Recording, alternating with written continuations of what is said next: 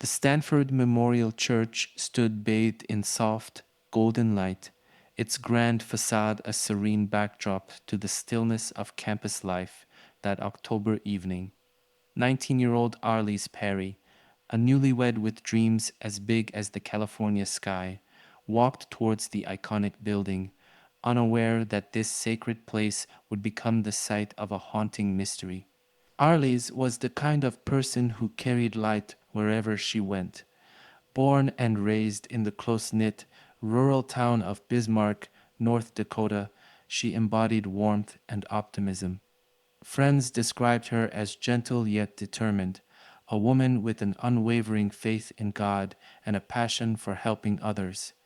Her marriage to Bruce Perry, her high school sweetheart, was a love story her small community adored. Together, they had moved to Stanford University, where Bruce pursued graduate studies while Arlis began building her new life in a place full of possibilities. But even dreams can be fragile.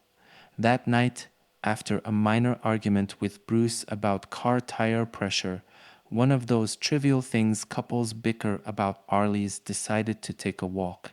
She needed a moment alone to clear her head, to pray, and to find peace within the hallowed walls of the church. It was something she often did when she felt overwhelmed.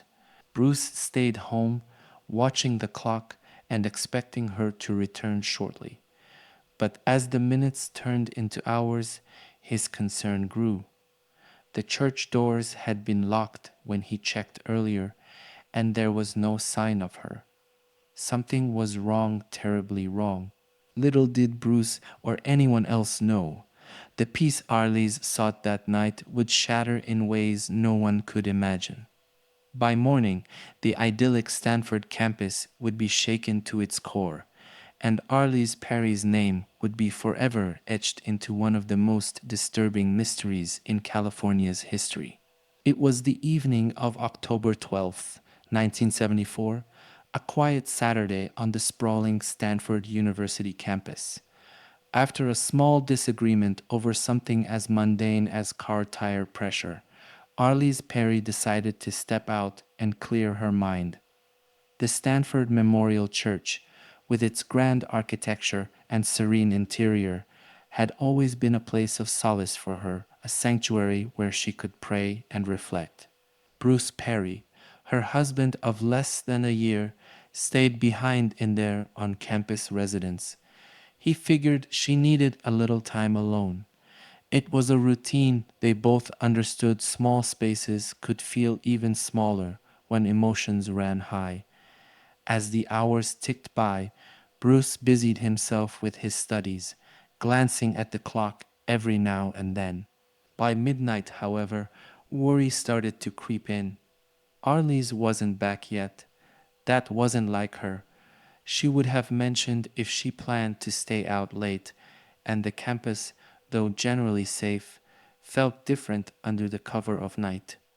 Bruce decided to head to the church to check on her. When he arrived, the church was locked, the dim light from the stained glass windows offering no hint of activity inside. He knocked on the heavy wooden doors, calling her name, but the silence that greeted him was unsettling. A sense of unease began to take hold, but he reassured himself maybe she'd taken a detour or was already on her way home. Bruce returned to their residence, expecting to find her there. Yet the apartment was eerily quiet. The night stretched on, each passing minute amplifying his fear. By the early hours of the morning, Bruce was no longer just worried, he was terrified. Something was very wrong. Unbeknownst to Bruce, the sacred space Arlis had entered seeking peace had become a place of unimaginable darkness. The horrors that awaited discovery in the coming hours would not only shake him to his core, but would also mark the start of one of Stanford's most chilling mysteries. As the clock crept past midnight, Bruce Perry's concern turned into action. He couldn't ignore the gnawing sense that something wasn't right. Arlis wasn't one to vanish without a word, especially after a small disagreement. Deciding he couldn't sit idly by, Bruce grabbed his jacket and retraced the steps he thought she would have taken. The crisp night air greeted him as he walked toward the Stanford Memorial Church. The campus was still, illuminated by scattered streetlights and the faint glow of dorm windows. The church, a towering monument of beauty and reverence, stood silent and dark. Bruce approached the large wooden doors and tugged on the handles. They were locked tight. He knocked, his voice cutting through the silence as he called out, "Arlis?" No answer, just the quiet rustle of leaves in the wind. Bruce's anxiety grew. Where could she have gone? His logical mind tried to rationalize. Maybe she had decided to take a longer walk. Maybe she'd already made her way back to their apartment while he was out searching. Still, something felt off, but he clung to the hope that he'd find her waiting for him at home. As he hurried back, his thoughts raced. The Stanford campus was generally safe, but Bruce couldn't shake the unease that settled deep in his chest. Reaching their apartment, he opened the door, hoping to see Arlis inside. The space was empty, silent. The hours stretched painfully thin. Bruce paced the floor, checking the clock, then the phone, waiting for her to walk through the door. As the minutes turned into hours, unease gave way to panic. He debated his next move. Should he call someone? Was he overreacting? Yet, deep down, Bruce knew this wasn't like her. Something wasn't just wrong, it was terribly, frighteningly wrong. By the time dawn began to break, Bruce had run out of explanations. His heart was heavy with dread, and his mind filled with questions he wasn't ready to answer. Somewhere out there, Arlis was missing, and Bruce feared he was running out of time to find her. As the first light of dawn touched the Stanford campus on October 13th, the tranquility of the morning masked the horror that awaited within the Stanford Memorial Church. Campus security guard Stephen Crawford was making his rounds, tasked with unlocking buildings and ensuring everything was in order. When he approached the church, something immediately caught his attention. The door he had locked the previous night was now ajar. Puzzled, Crawford pushed the heavy door open, stepping inside the vast, echoing sanctuary. The air was heavy, the usual calm of the space replaced with an unsettling stillness.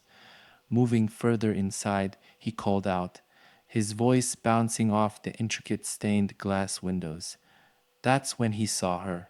Near the altar lay the lifeless body of a young woman, her presence stark against the polished floors and sacred surroundings. It was Arlis Perry. Her petite frame was arranged in a way that didn't seem random. Her body's positioning, eerily deliberate, hinted at something dark and calculated, something that seemed almost ritualistic. The sacred space had become the setting for a deeply unsettling act of violence.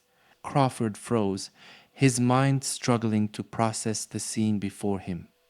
It wasn't just the shock of the discovery, it was the stark contrast between the serenity of the church and the horrific reality of what had occurred there. The scene wasn't chaotic, it was unnervingly precise, as if the perpetrator had taken care to leave a twisted message in the sanctity of this holy place. For Crawford, it was a moment that would haunt him forever.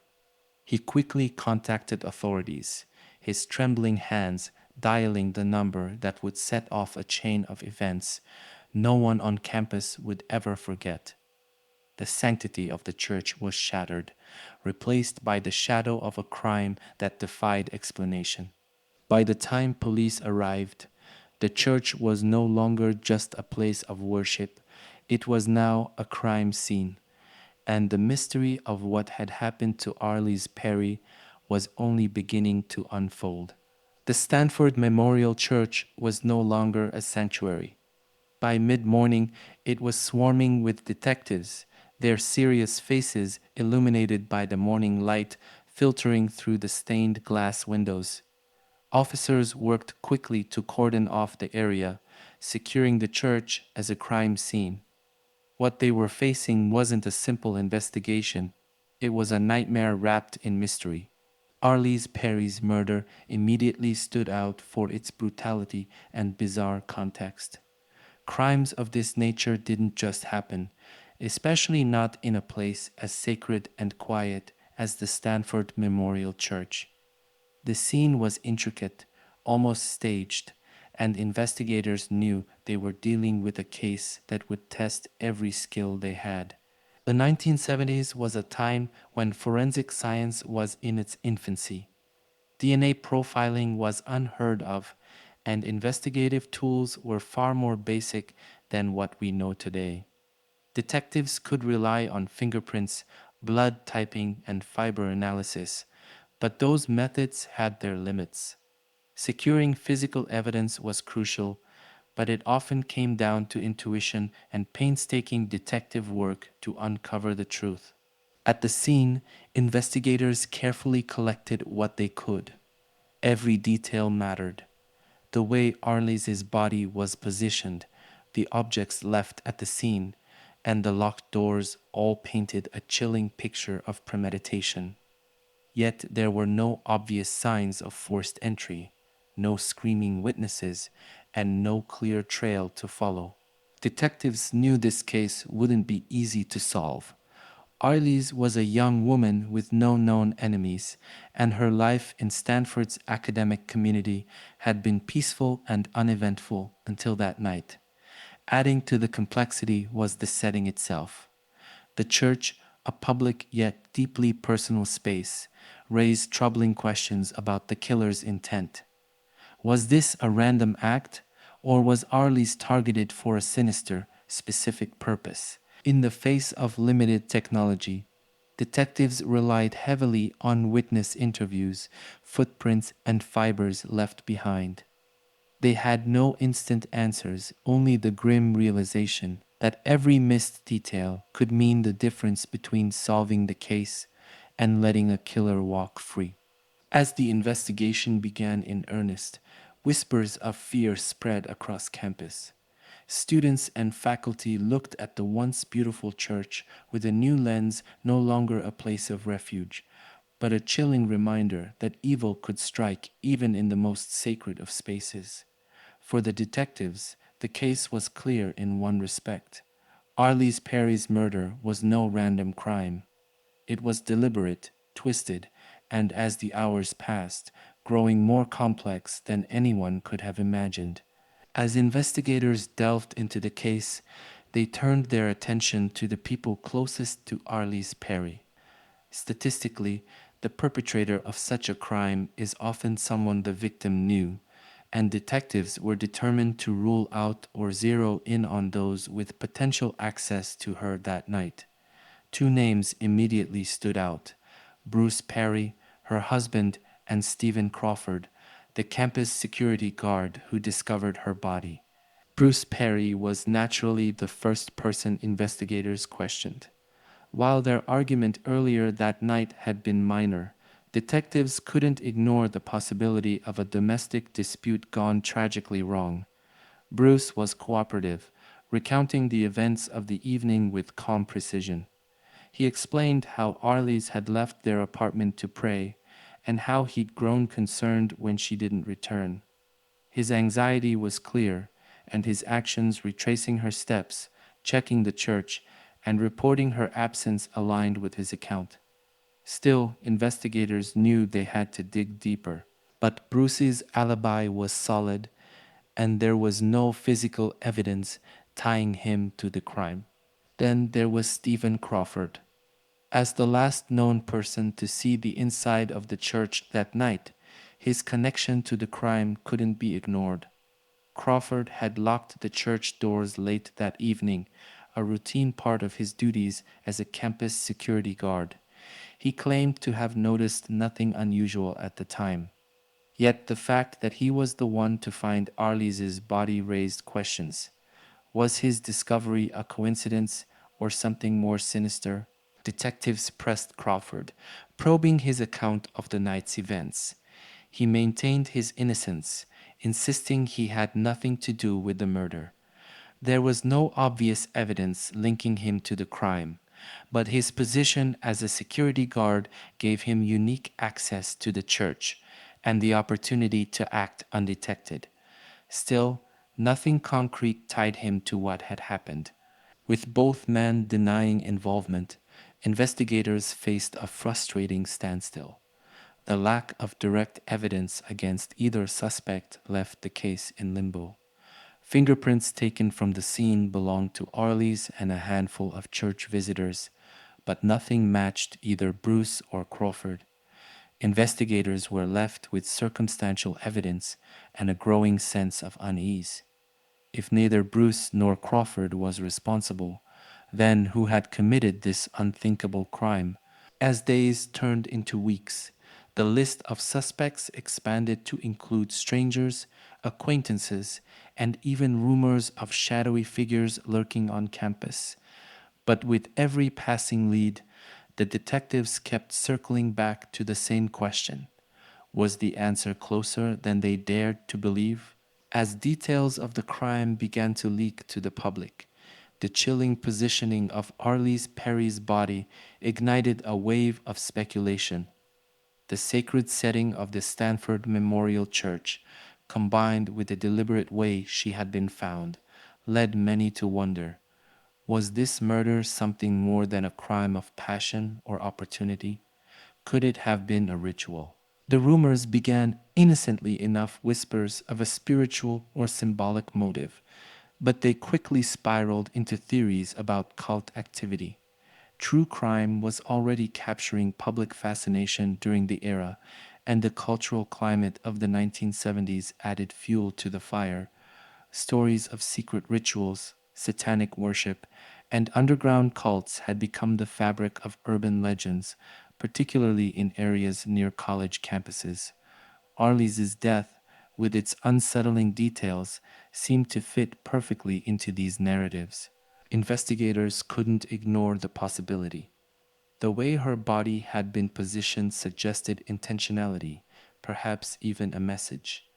Items found near her body added another layer of mystery, as they seemed out of place and possibly symbolic.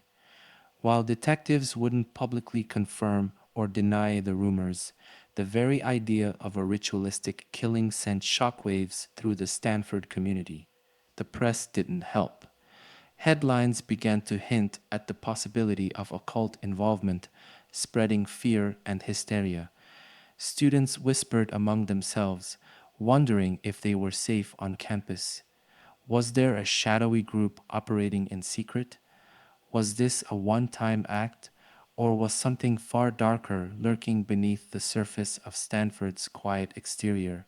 For investigators, the theories presented both a challenge and a distraction. While it was crucial to explore every angle, the wild speculation often led to dead ends. Self proclaimed psychics contacted the police, offering insights that went nowhere. Fringe groups claimed responsibility for the crime, further muddying the waters. Detectives found themselves wading through a sea of false leads, all while the real killer remained at large. Despite the chaos, there was something unsettling about the ritualistic theories that investigators couldn't entirely dismiss. If Arlis had been targeted for a specific reason, what was it? Could her deeply religious background have played a role?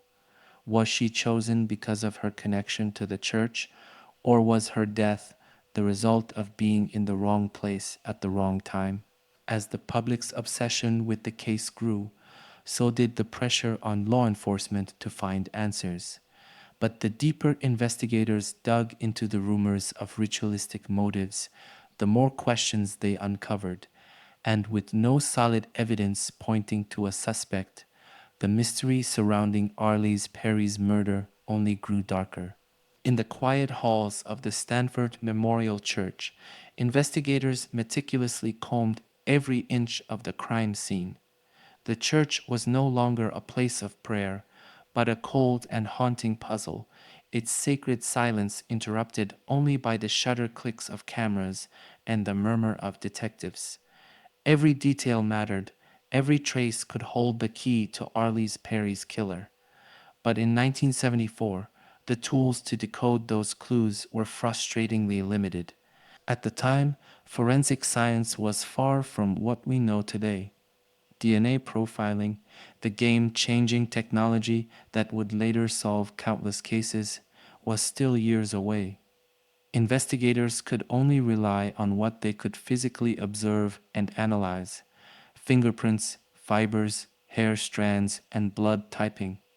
It was a painstaking process that often produced more questions than answers. At the scene, investigators collected several pieces of evidence. Fingerprints were lifted from various surfaces, but they were inconclusive. Most belonged to church visitors or staff, offering no direct link to the killer. A strand of hair was recovered near Arlisi's body, but without DNA analysis, it could only be examined for general characteristics like color and texture. It wasn't enough. The crime scene itself posed additional challenges. The church was a public space, meaning countless people had entered and exited throughout the day. Any physical evidence found had to be scrutinized carefully to determine whether it was connected to the crime or simply left behind by someone unrelated. The potential for contamination loomed over every piece of evidence collected. One of the most frustrating aspects for detectives was the lack of witnesses. Despite the church being a central part of campus, no one reported seeing or hearing anything unusual that night. The locked doors suggested the killer had either intimate knowledge of the church's routines or had acted quickly and deliberately to avoid detection. As days turned into weeks, the forensic trail grew colder. The evidence detectives had so carefully gathered led to dead ends, and with no suspect tied to the crime, the investigation stalled. It wasn't that the case lacked clues, it was that the tools to fully interpret them didn't yet exist. For the team of detectives, the lack of answers was a bitter reality. They knew that somewhere in that church, the killer had left traces of their presence. But in 1974, those traces might as well have been invisible. And as the weeks dragged on, the weight of their inability to move forward became heavier. Each day without progress brought them further from justice for Arlis Perry. The murder of Arlis Perry, a 19-year-old newlywed, inside the hallowed walls of the Stanford Memorial Church sent shockwaves far beyond the campus. As word of the crime spread, the media latched onto the story with unrelenting fervor, turning a quiet investigation into a public spectacle. Headlines screamed of a ritualistic murder on one of the nation's most prestigious campuses, igniting a storm of fear and speculation. Journalists descended on Stanford, eager to uncover every detail, no matter how small or unverified. The church, once a symbol of peace and spirituality, was now the epicenter of a growing narrative that combined intrigue, horror, and mystery. The unusual nature of the crime, coupled with the public's fascination with true crime stories, made it irresistible for newspapers and television outlets. As the case unfolded, the press began weaving its own theories about what had happened that night. Speculation about ritualistic motives dominated the headlines, with some outlets irresponsibly suggesting connections to satanic cults or occult practices. These sensationalized narratives only added to the tension on campus, where students and staff were already grappling with the idea that such a brutal crime could occur in their midst. The focus wasn't just on the crime itself. Stanford, a university renowned for its academic excellence, suddenly found its reputation under scrutiny. Articles questioned how something so horrific could happen in such a supposedly secure environment. Was the campus truly safe? Were there warning signs that had been ignored? The press coverage painted a picture of vulnerability, creating an atmosphere of paranoia and fear among students and parents alike. For investigators, the media frenzy was both a blessing and a curse. On one hand, the public's intense interest in the case brought in tips and potential leads. But on the other, the constant spotlight pressured detectives to deliver results quickly, even as they were hampered by the limitations of the era's forensic technology. The public wanted answers, and the media demanded updates, often amplifying baseless rumors in the absence of solid information. One of the most damaging aspects of the coverage was the impact it had on Arlis's memory. Instead of focusing solely on her as a victim, some outlets sensationalized her life, her faith, and her personal choices, turning her into a character in a larger narrative rather than a young woman who had been brutally murdered. This lack of sensitivity deeply affected her grieving family and only heightened the pain of an already tragic loss. The media's involvement shaped public perception of the crime in ways that would linger for decades.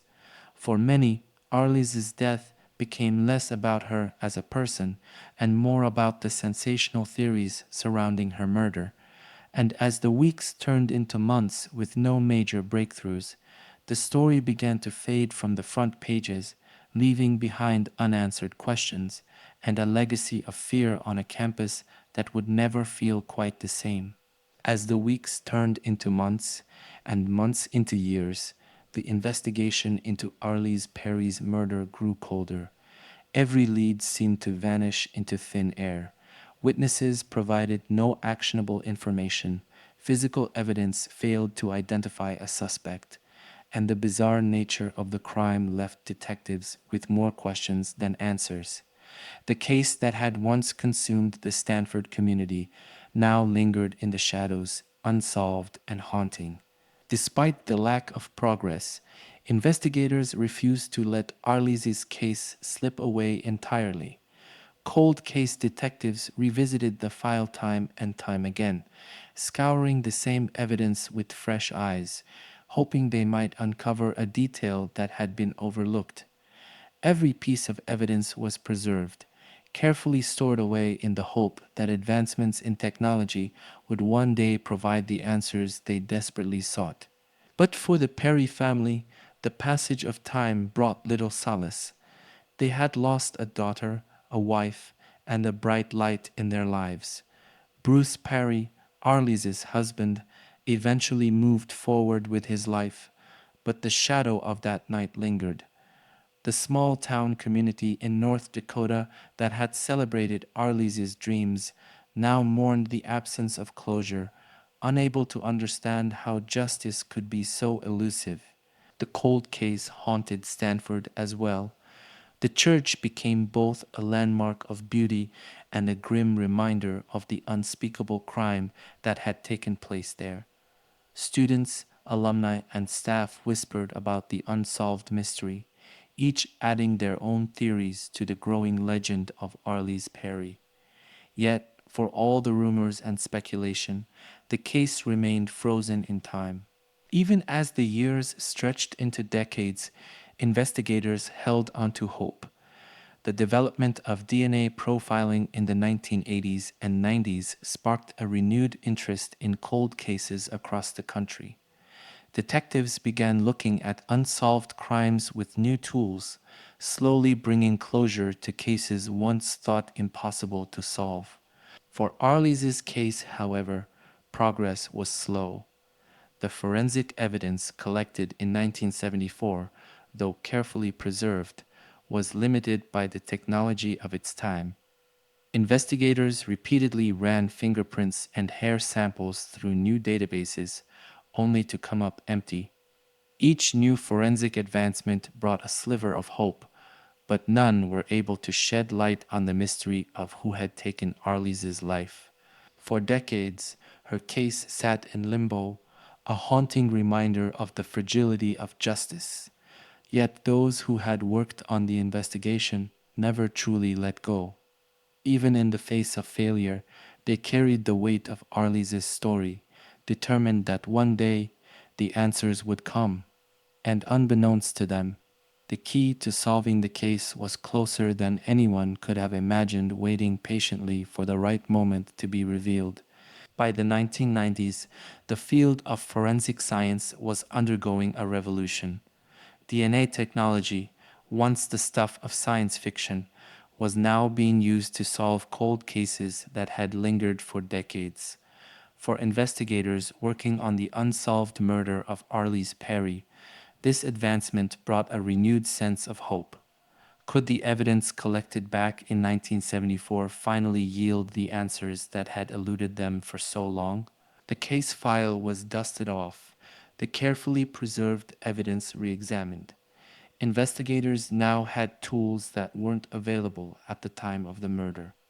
DNA profiling could extract genetic information from minuscule traces left behind hair strands, bodily fluids, even skin cells invisible to the naked eye. Each piece of evidence was reanalyzed, but the process was slow and painstaking. While DNA had brought breakthroughs to countless cases, it wasn't a silver bullet for every investigation. The forensic samples from the church proved challenging. In the years since the murder, technology had advanced, but the delicate nature of the evidence and the potential for contamination made results uncertain. Detectives found themselves in a familiar place, waiting, hoping, but ultimately left without the definitive answers they sought. It wasn't until the 2010s that the case took a dramatic turn. New DNA extraction and analysis techniques had emerged, capable of processing even the most degraded samples. Cold case investigators, armed with these state of the art methods, revisited the evidence from Arlis Perry's murder once again. This time, they focused on the objects found near her body pieces that had been meticulously handled and stored since the night of the crime. The process was meticulous, involving the most advanced technology available at the time.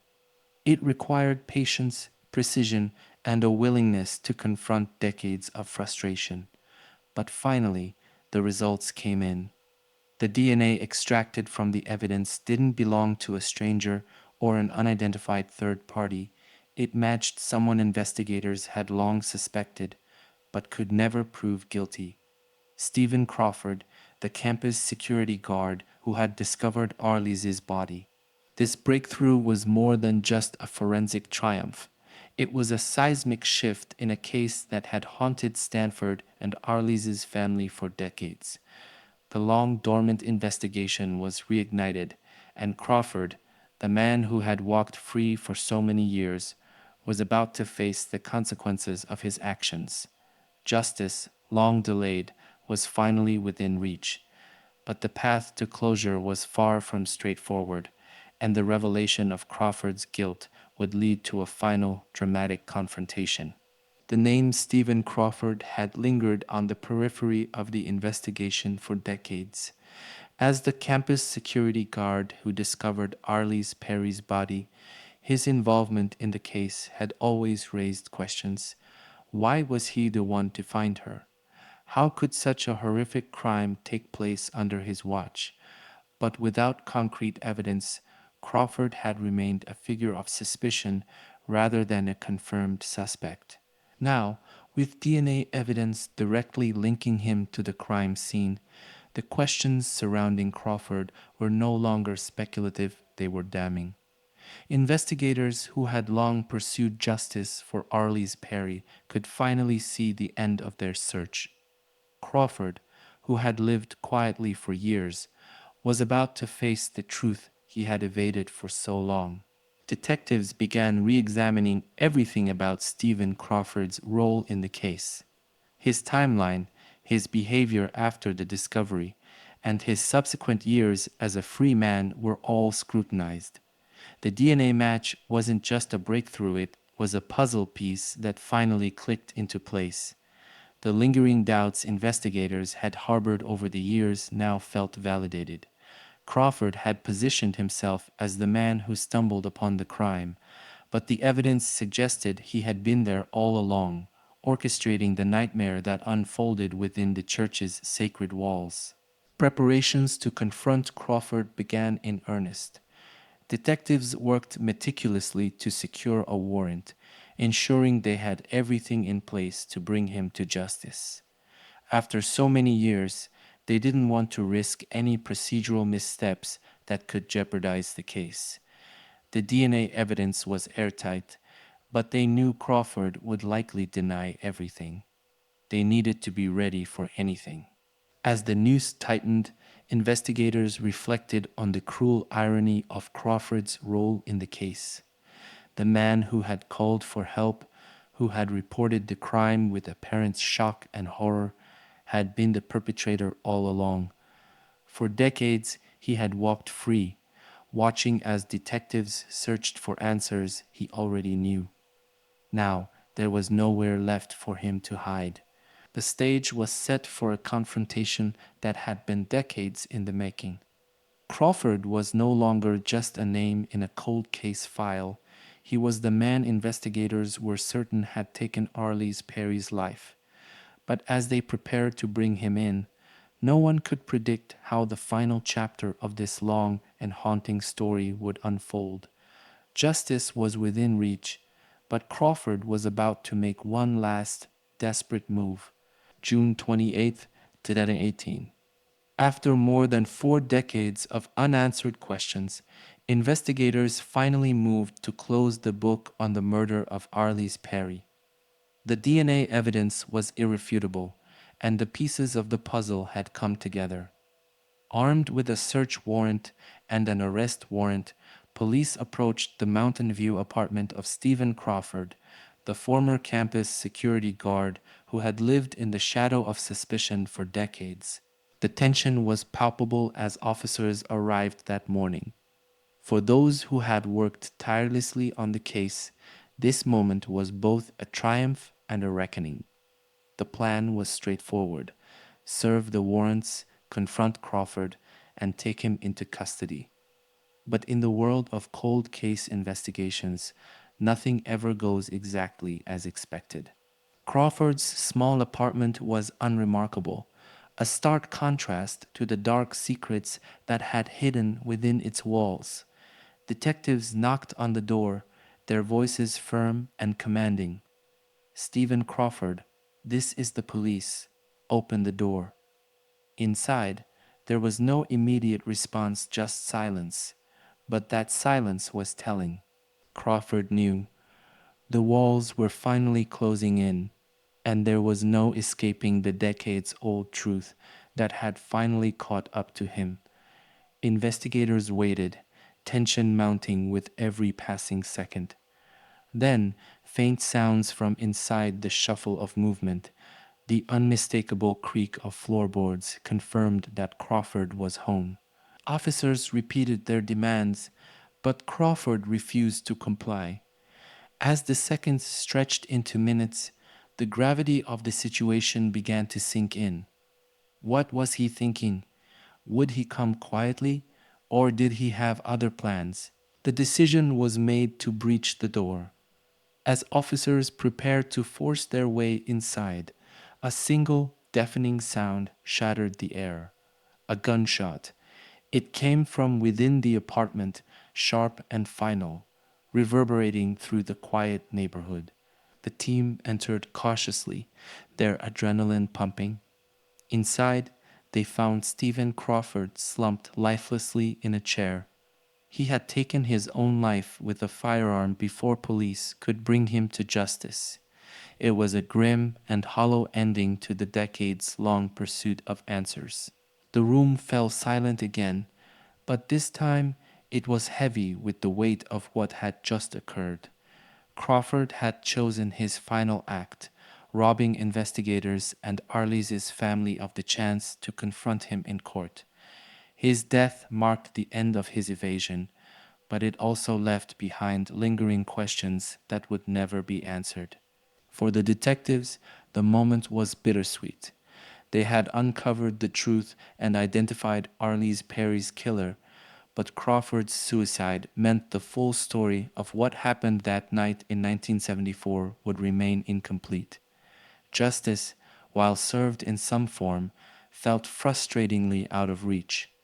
The search for the truth had ended, but the shadows of the case still lingered, haunting all those who had pursued it for so long. The sound of the gunshot reverberated through the quiet halls of the Mountain View apartment complex, freezing the officers outside Stephen Crawford's door in their tracks. In that single, chilling moment, the weight of decades of investigation collided with the stark reality of what had just occurred. Crawford had made his choice a final act of desperation to silence the truth he had concealed for over 40 years. Moments earlier, detectives had given him every opportunity to face justice. They'd knocked on his door, their voices calm yet firm, asking him to open up and surrender. Inside, Crawford had been cornered, the evidence undeniable and the past inescapable. He knew the game was over, but instead of answering, he'd remained silent, barricading himself inside his modest apartment. The officers weren't going to leave without him. As they prepared to force their way in, the air was thick with tension. Then came the shot, a singular, deafening crack that told them Crawford had chosen to take the truth to his grave. Bursting through the door, they found him slumped in his chair, a firearm resting loosely in his hand.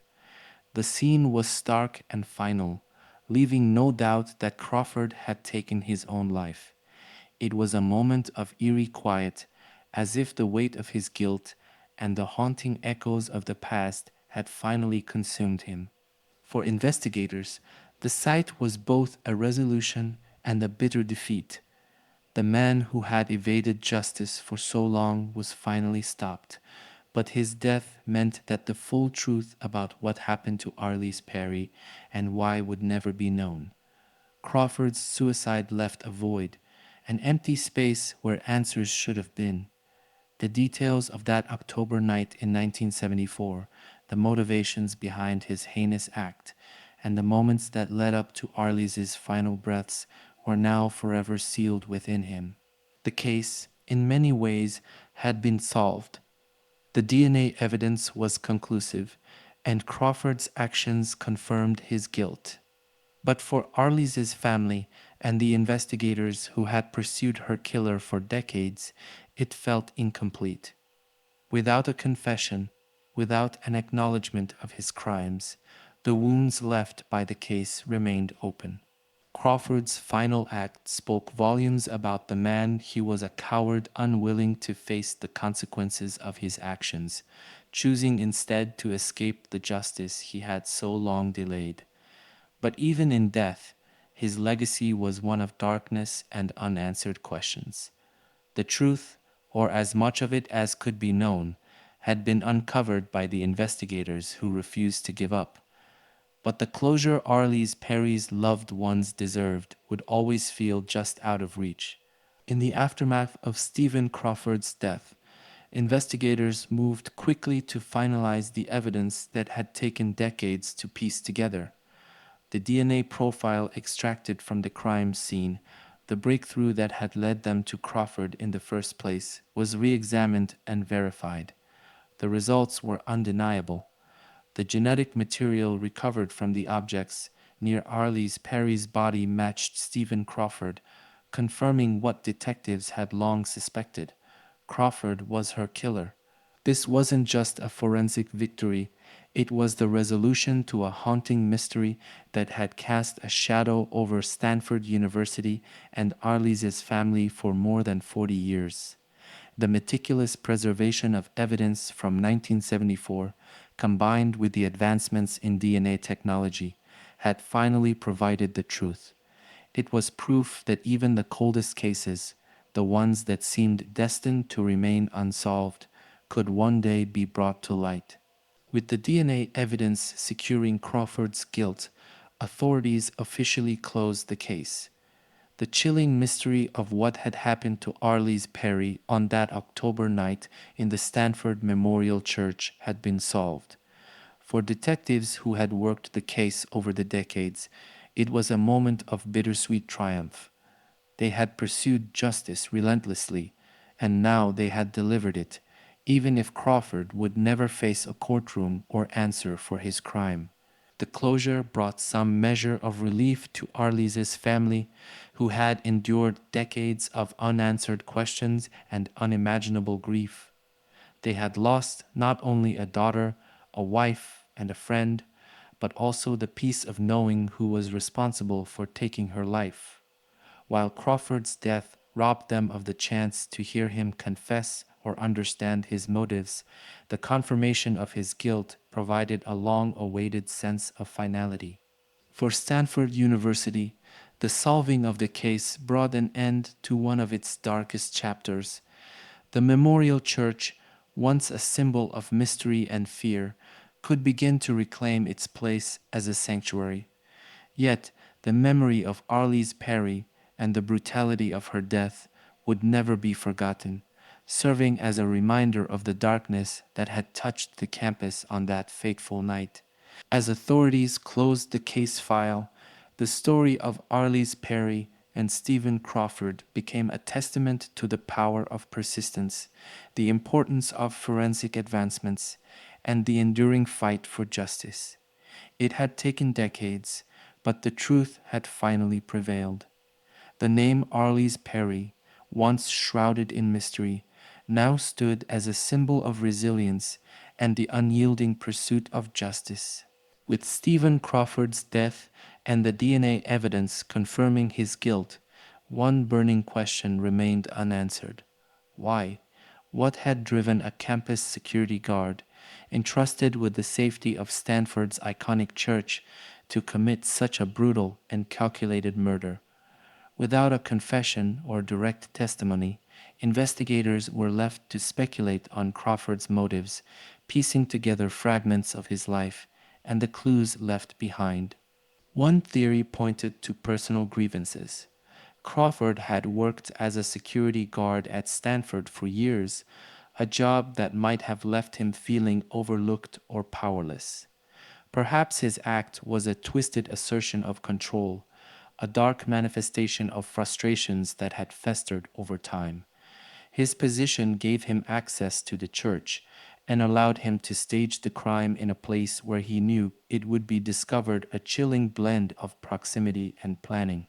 Others leaned toward a darker possibility, ritualistic intent. The way Arlis's body had been positioned, combined with the symbolic nature of the church itself, suggested something more than a random act of violence. In the 1970s, whispers of cult activity and satanic rituals were rampant in public consciousness, fueling speculation about Crawford's psychological state and possible connections to such practices. Did he act alone, motivated by his own delusions, or was he inspired by the era's darker cultural undercurrents? Investigators couldn't say for certain. A more unsettling possibility was that Crawford's crime was opportunistic. Arlis Perry was alone in the church that night, seeking solace in prayer. Did Crawford see her as an easy target, someone whose vulnerability he could exploit? If so, his motives might not have been rooted in ideology or grievance, but in something even more primal, the calculated choice of a predator who had no boundaries. Ultimately, the lack of direct testimony meant that Crawford's mindset and motivations would forever remain a mystery. He had taken that truth to his grave, leaving behind only fragments for investigators and the public to piece together. His actions spoke of a man capable of unimaginable darkness, but his inner thoughts, his reasons, and his justifications, if they existed, were lost forever. The murder of Arlis Perry cast a long shadow over Stanford University, a place that had once been synonymous with academic excellence and serenity. The brutality of the crime, combined with its location in the Stanford Memorial Church, a sacred and beloved campus landmark left the community reeling. Overnight, the university was forced to confront the horrifying reality that evil could strike even in the most peaceful of places. The campus, once known for its openness, began to change. Security measures were heightened, with greater emphasis on monitoring public spaces and safeguarding students. Locking procedures were revised, and the once accessible church became a reminder of the tragedy that had unfolded within its walls. Students and staff alike found themselves questioning the safety of their surroundings, their trust shaken by the knowledge that a security guard someone meant to protect them had been the perpetrator. For years, whispers of Arlis Perry's murder lingered across the university. The case became part of campus lore, with each new generation of students learning about the crime that had once gripped the nation. The Memorial Church, while still a place of worship and reflection, carried a darker association. Visitors and students alike couldn't help but feel the weight of its history, knowing the unspeakable act that had occurred there. Beyond Stanford, the case became a symbol of the fragility of safety and the persistence of evil in even the most revered spaces. It reminded communities everywhere that violence doesn't adhere to boundaries, and the scars it leaves can ripple for decades. In time, Stanford moved forward, but the memory of Arlis Perry remained. Her story was a reminder of a life cut tragically short and the enduring impact one act of violence could have on an entire community.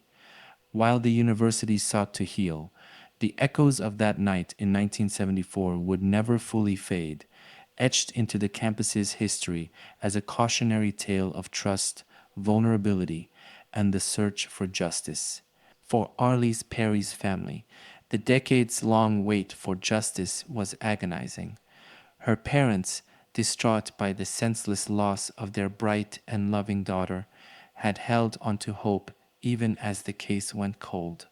Bruce Perry, her husband, bore the weight of not only losing his wife, but also being scrutinized in the early stages of the investigation.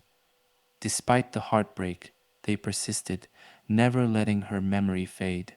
When DNA evidence finally identified Stephen Crawford as the killer in 2018, it brought a bittersweet resolution. The truth had come to light, but the man responsible had evaded accountability through his final act of desperation. For the Perrys, there was some comfort in knowing the case had been solved, but the questions that remained cast a long shadow.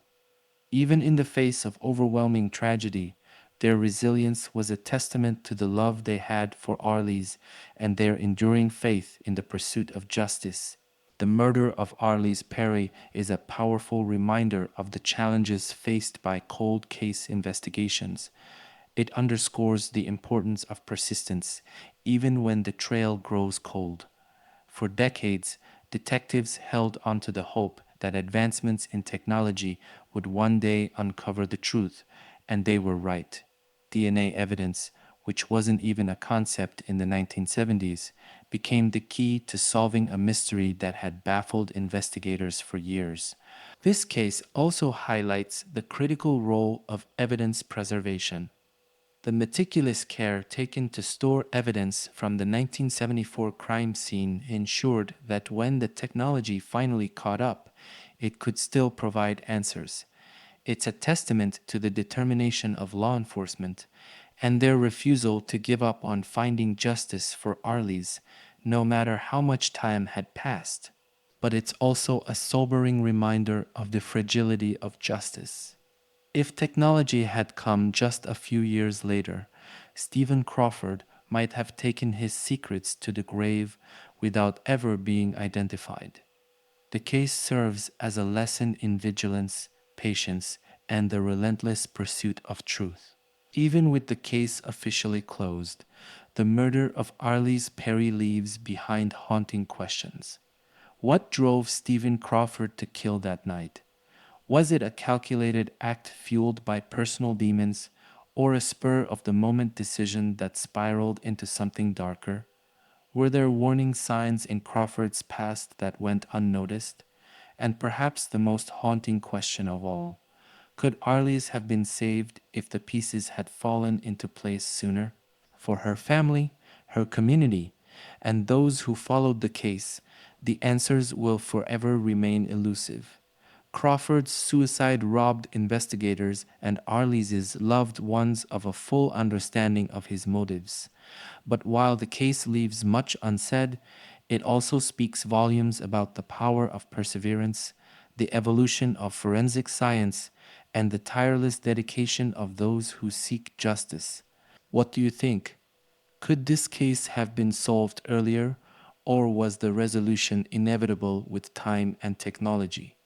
Share your thoughts in the comments, and don't forget to like and subscribe for more gripping true crime stories. Join us next time as we uncover another haunting case that defies explanation and challenges what we think we know about justice.